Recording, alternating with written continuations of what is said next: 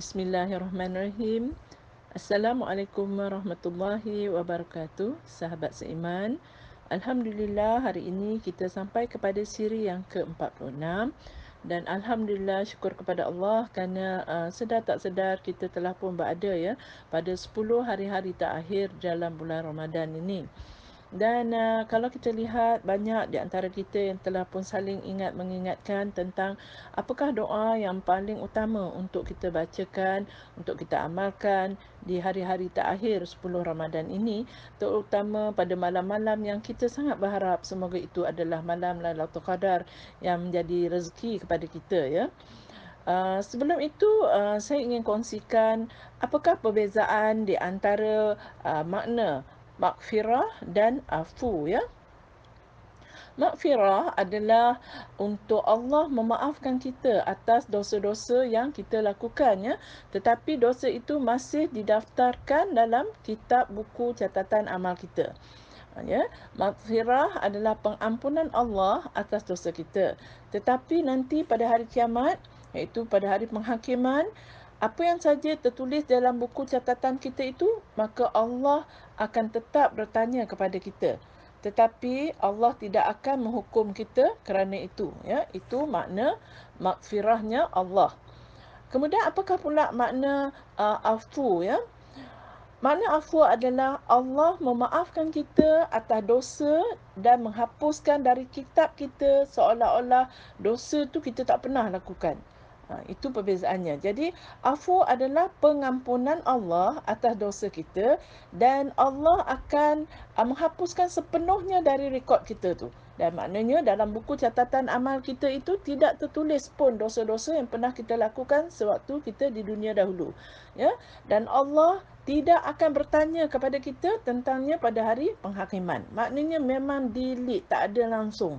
Tidak tercatat terus dalam buku-buku amal-amal kita, amal-amal soleh kita itu tidak langsung tercatat dosa-dosa yang pernah kita lakukan di dunia dahulu berbanding dengan maghfirah Allah. Ya, maghfirah Allah maknanya Allah mengampunkan, tetapi catatan dosa itu tetap ada di dalam buku kitab amal kita ya.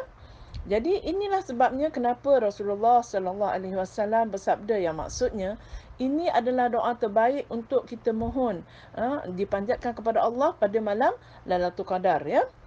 Nabi sallallahu alaihi wasallam mengajarkan kita supaya kita membaca doa ini ya, iaitu Allahumma innaka afuwun tuhibbul afwa fa'fu anni ya.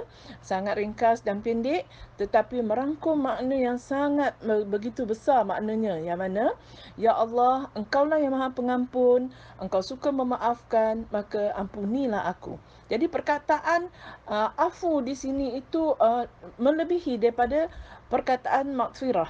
Ya, kerana itu Nabi memilih perkataan ini untuk memberitahu kepada kita, kita haruslah beramal dengan doa ini.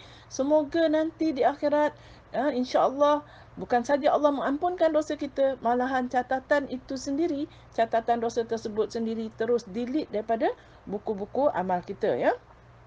So, oleh itu kita pastikan kita semua membaca doa ini sepanjang masa dan seberapa banyak yang boleh ya, sebab dia adalah suatu doa yang umum ya, maka dia tidak terikat kepada bilangan yang tertentu, malahan Nabi menggalakkan kita untuk membacanya sepanjang masa sebanyak mana yang boleh, terutama di 10 akhir Ramadan ini ya. Apatah lagi di malam-malam yang kita sangat berharap semoga itu adalah malam-malam terjadinya Lailatul Qadar, iaitu di malam-malam yang ganjil. Seperti malam ini, saya rasa malam ini adalah malam yang ke-23. So mari kita memperbanyakkan doa ini, kita baca dan kita beritahu kepada ahli keluarga kita untuk sama-sama ya meraih kebaikan daripada doa ini, dan seandainya ini adalah malam Lailatul Qadar, alhamdulillah kita akan mendapat kemaafan dan manfaat yang sangat banyak ya. Okey, jadi kita bayangkan kalaulah kita nanti berdiri di hari penghakiman di padang mahsyar dan kita dipertanggungjawabkan untuk segala dosa-dosa kita, tetapi dengan maghfirah, dan yang lebih penting maghfirah itu adalah pengampunan dan afu, yang mana pengampunan sekali Allah menghapuskan terus catatan tersebut, itu merupakan sesuatu yang sangat-sangat bermakna, yang mana kita insya-Allah akan dijamin agar tidak kecewa ataupun menderita di padang mahsyar nanti, ya. Bayangkan bila kita dengan banyaknya berdoa, menggunakan doa ini, tiba-tiba kita mendapati begitu besarnya pahala yang kita dapat.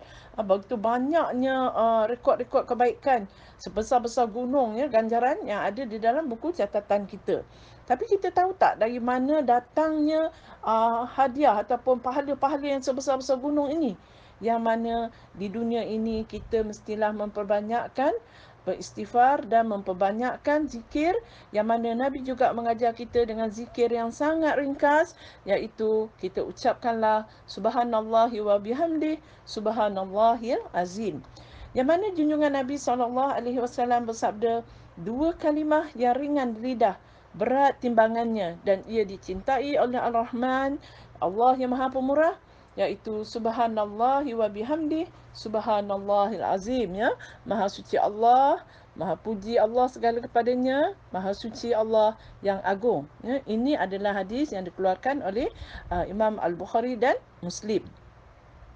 Jadi kita bayangkanlah berapa banyak, ya, ganjaran yang kita dapat sekiranya kita berkongsi tazkirah ini dengan rakan-rakan kita, supaya mereka juga terus dapat berzikir, zikir yang sangat ringkas, subhanallahi wa bihamdi, subhanallahil azim, kerana sesungguhnya kita juga mengajak mereka untuk berbuat baik di bulan Ramadan yang mulia ini, ya.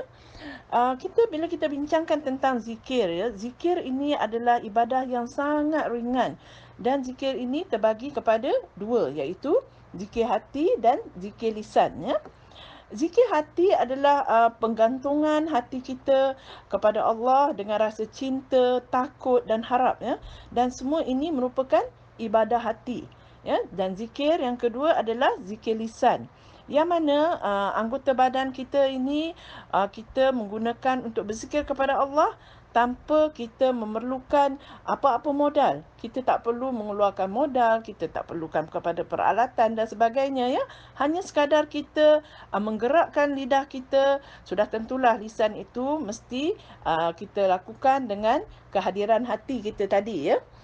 Yang mana apa yang pasti, apabila ibadah lisan ini kita lakukan, sebenarnya boleh membuatkan kita jauh daripada perasaan riak, ya, dan takabur, kerana sesuatu yang kita lakukan itu sebenarnya tidak dipamerkan pun kepada orang.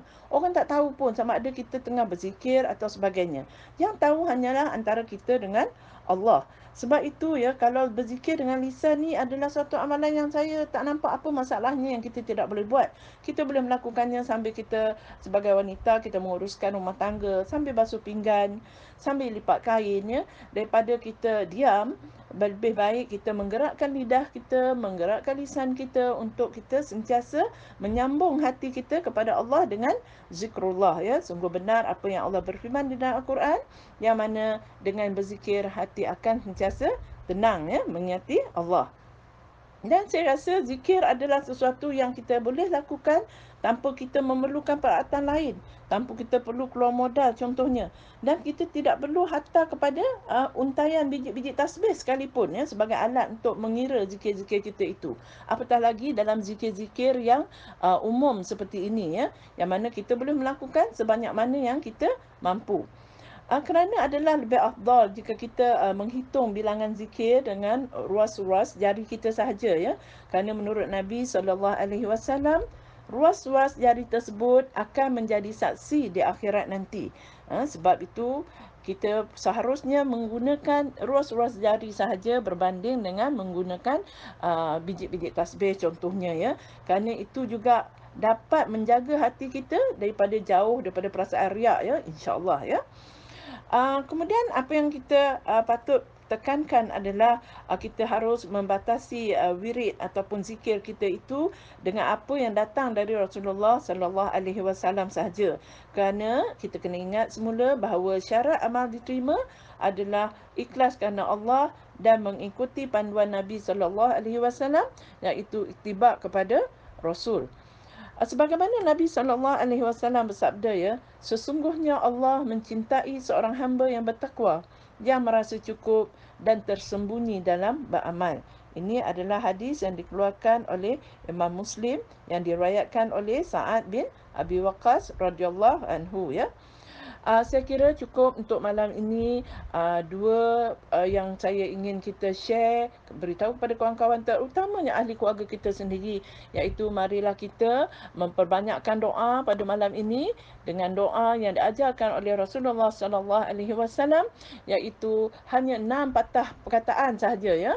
Saya ulangi lagi supaya dapat kita sama-sama menghafal doa ini dan mengajarkan hatta kepada anak-anak kita yang kecil-kecil pun sangat mudah untuk mereka ingat, sebab sangat mudah, ya, hanya ada 6 perkataan sahaja, iaitu Allahumma innaka afuwun tuhibbul afwa fa'fu anni, ya. Dan begitu juga basahilah lidah kita, lisan kita selalu dengan 2 kalimat yang sangat ringan di bibir tetapi sangat berat timbangannya nanti di padang mahsyar, ya, di dalam buku catatan amal kita, iaitu subhanallahi wa bihamdi subhanallahil azim. Semoga bermanfaat. Semoga kita jumpa lagi esok hari, insya-Allah. Subhanakallahumma wa bihamdika asyhadu an la ilaha illa anta astaghfiruka wa atubu ilaik.